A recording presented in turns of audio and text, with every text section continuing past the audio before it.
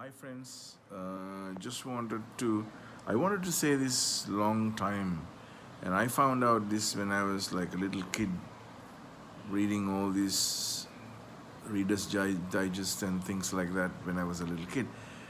I've read and now I understand and I've seen certain videos that especially on around this time it's kind of important.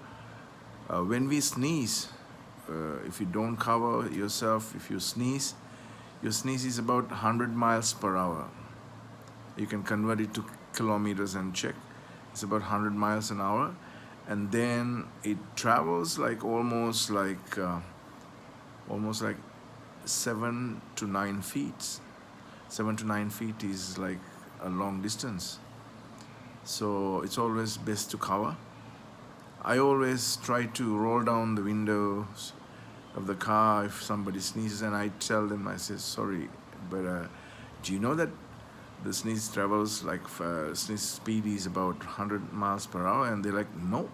So then you don't mind me rolling it down.